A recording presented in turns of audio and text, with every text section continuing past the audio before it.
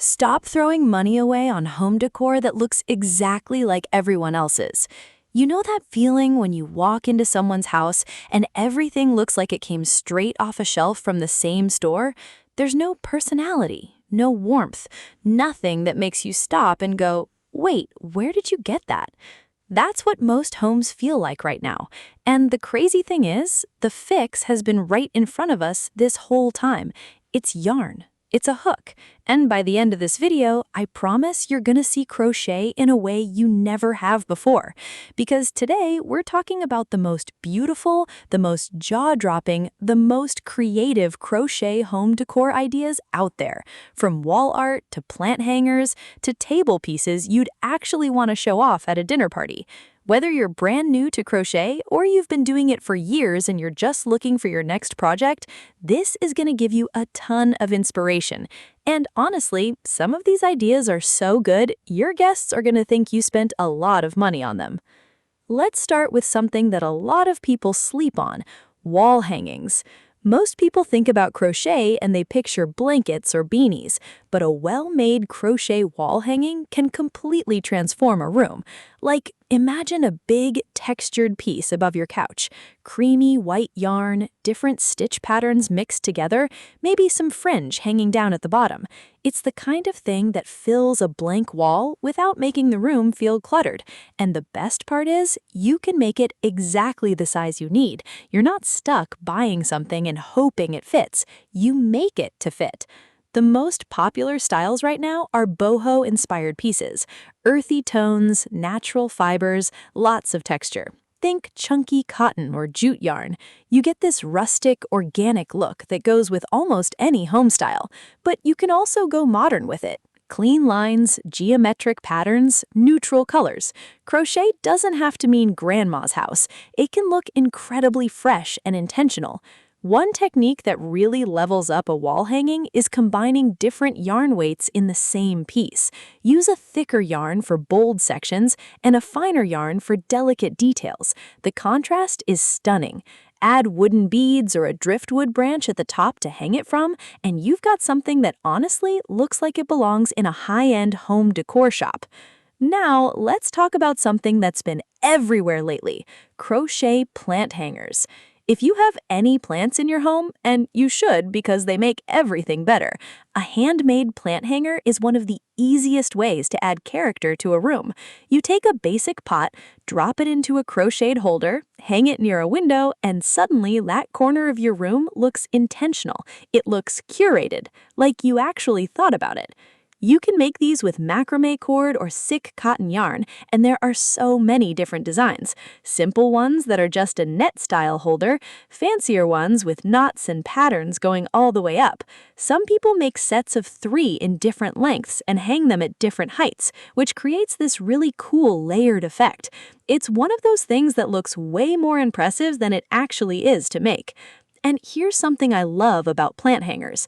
They're a great starter project if you're nervous about taking on something big. You can make one in an evening. It's satisfying, it's quick, and it instantly upgrades your space. Okay, moving on to table decor, because this is where things get really interesting. A crochet table runner is one of those things that changes the whole energy of a tabletop. You've got your table, maybe some candles, your plates, and then right down the middle, there's this beautiful, intricate piece of handmade textile. It ties everything together, it adds warmth, and it tells anyone sitting at that table that someone put real care into this space. Doilies are making a huge comeback too, and I know that might make some people groan a little bit because they think of old, dusty lace patterns, but modern crochet doilies are different. They're bolder, the patterns are more graphic, and when you use them under a vase or a candle holder on a coffee table, they look genuinely stylish, not old-fashioned at all. Another table idea that I think is really underrated is crochet coasters. Yes, coasters. Stay with me here. A set of handmade coasters in a color that matches your living room is such a small thing, but it adds up. It's one of those details that makes a room feel finished, like everything belongs together. And they're one of the fastest things you can make. You could knock out a whole set of 6 in a weekend. Let's shift to something a bit bigger: crochet cushion covers. This might be one of the highest impact things you can do for a room. You take a plain cushion, slip it into a crochet cover, and that sofa or chair goes from boring to cozy and interesting in about 5 seconds. The texture is the thing here. Crochet has this natural depth to it, the way the stitches sit against each other, the way light plays off the surface. It just looks inviting. It looks like something you want to sit next to. Bobble stitch covers are huge right now. If you don't know what that is, it's basically a stitch that creates these little raised bumps all over the fabric, and the result is incredibly tactile and satisfying to look at. Waffle stitch is another one. It gives you this grid-like texture that looks almost architectural, very modern, very clean. For colors, neutrals are always safe. Whites, creams, grays, taups, but don't be afraid to go bold either.